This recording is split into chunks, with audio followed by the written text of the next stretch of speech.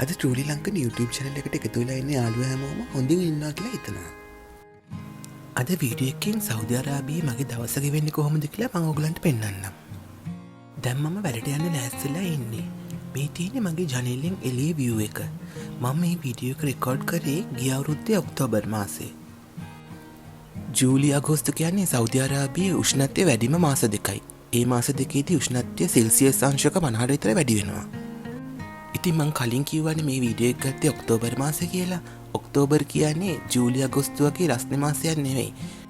රස්නේ ටික ටික අඩු වෙගෙන ගිහින් දෙසැම්බර් ජනවාරි වෙනකොට සීත කාලය උදා වෙනවා. මං වැඩ කරන ඔෆිස් එක තියෙන්නේ මගේ ගෙදරින් ඉඳන් කිලෝමීටර් 38ක් විතර ඈතින්.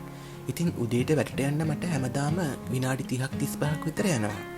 අද ටිකක් පරක්කු වුණා. අපි එහෙනම් පරක්කු නොවි ඉක්මනට යමු. මම සෞදි අරාබියට ආවේ 2019 දෙසැම්බර් මාසේ. මම මෙහෙට ඇවිල්ලා දැන් අවුරුදු 5ක් වෙනවා. මම මේ වීඩියෝ එක රෙකෝඩ් කරේ ගිය අවුරුද්දේ ඔක්තෝබර් මාසේ කියලා කිව්වනේ. දැන් මේ වෙනකොට නම් මම සෞදි අරාබියේ නෙවෙයි ඉන්නේ. මම ඒක ගැන ඔයගලන්ට පස්සේ කියන්නම්. එහෙනම් අපි දැන් යමු. We just wanna feel love. We just wanna feel.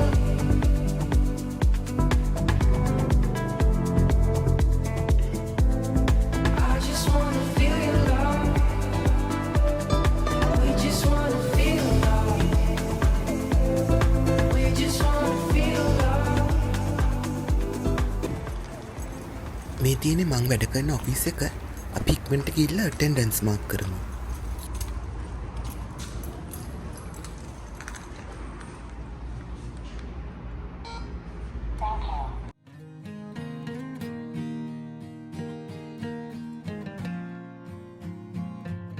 ඔයගොල්ලෝ බලන්න ඇති අපේ ඔෆිස් එකේ වෙන කවුරුත් පේන්නේ නැති අය කියලා. අද හැමෝම ඩුබායි වල සීල්ස් මීටින් එකකට ගිහිල්ලා. ඉතින් අද උඩ තට්ටුවේ මං විතරයි ඉන්නේ. මේ තියෙන්නේ මගේ කාමරේ. ඉතින් මම මුලින්ම කරන්නේ මගේ කම්පියුටර් එක ඔන් කරගන්න එක. වැඩ පටන් ගන්න කලින් අපි ගිහින් රසම රස කොෆි එකක් හදාගමු. මම උදේ කෑම කන්නේ නැති නිසා කොෆි එක නම් මට අනිවාර්යයෙන්ම ඕනේ. මේ තමයි අද දවසේ පළවෙනි කොෆි එක.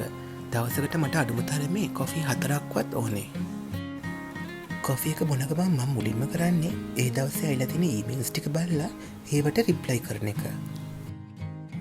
ඊමේල්ස් වලට රිප්ලයි කරලා ඊට පස්සේ මම කරන්නේ ඒ දවසේ කරන්න ඕන වැඩ ටික ප්ලෑන් කරගන්න එක. ඇකවුන්ටන්ට් කෙනෙක් විදිහට වැඩ කරන හැමෝම දන්නවා තමන්ගේ වැඩ ටික ප්ලෑන් කරගන්න එක ඉතාම වැදගත් බව. මේ අපේ පිටිපස්සේ නම් කවුරුත් සුපර්වයිස් කරන්න නැති නිසා අපිට දීලා තියෙන වැඩ 100%ක් වගකීමෙන් කරන්න ඕනේ. ඔන්න ඔය විදිහට මම උදේවරුේ ප්ලෑන් කරපු වැඩ ටික ඉවර කරගන්නවා. දැන් දවල් කෑමට වෙලාවත් හරි. අපි එහෙනම් ගිහිල්ලා කන්න මොනවාරි අරන් එමු. මම වෙනදට නම් කෑම ගේන්නේ ගෙදරින්. අද ඉතින් මගේ යාළුවත් නැති නිසා එළියෙන් ගිහිල්ලා මොනවාරි කරගෙන එන්න හිතුණා. මම වැඩ කරන තැන තියෙන්නේ ඉන්ඩස්ට්‍රියල් සිටි එකක් ඇතුලේ. මේ හැමතැනම තියෙන්නේ කර්මාන්තශාලා. මේ ඉන්නේ සෞදි රජපෞලේ කට්ටිය.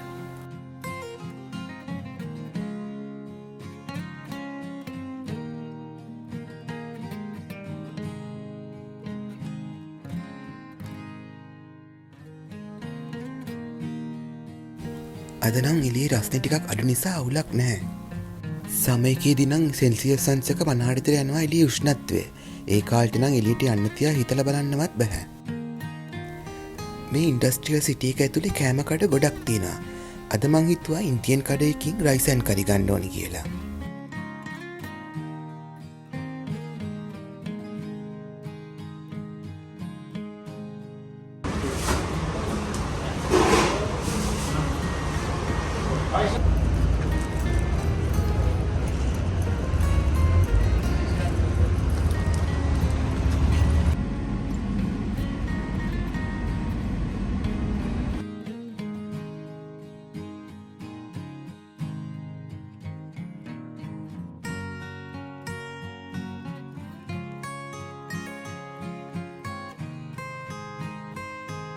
ඔෆිස් එකට යන ගමන් පෙට්‍රල් ටිකකුත් ගහගත්තා මම.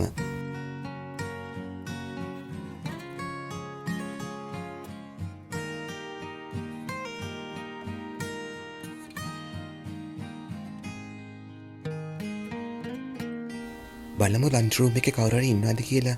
දවල්ට මම කෑම කනකොට තනියම තමයි කන්න කැමති. කවුරුත් පේන්නේ නැහැ. අපි පල්ලයට ගිහලා එන ලන්ච් එක ගමු.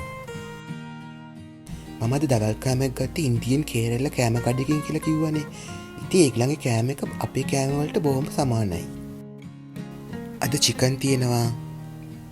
මේක නම් මතක නැහැ මොකද්ද කියලා. අල තියෙනවා. මේ මං හිතන්නේ රාබුද කොහෙද? තව පායාසම් තියෙනවා ඩෙසර්ට් වලට. මේ තමයි මගේ දවල් කෑම එක.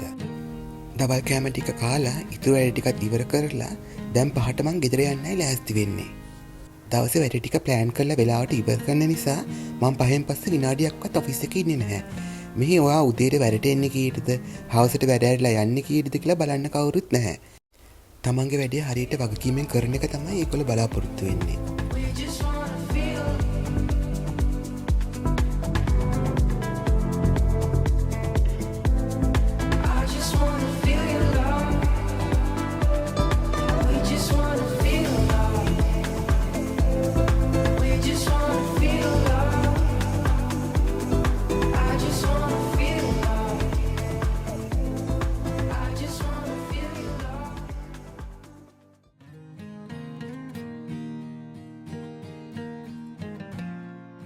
අද ජිම් එකට යන දවසක් යාළුවත් එක්ක ජිම් එකට යන්නයි දැන් අපි ලෑස්ති වෙන්නේ.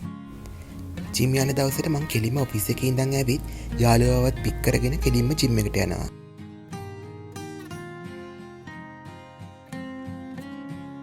ඉස්සෙල්ලාම වෝම් අප් එක්සර්සයිස් ටික කරලා වර්ක්අවුට් එක කරන්නයි දැන් අපි ලෑස්ති වෙන්නේ.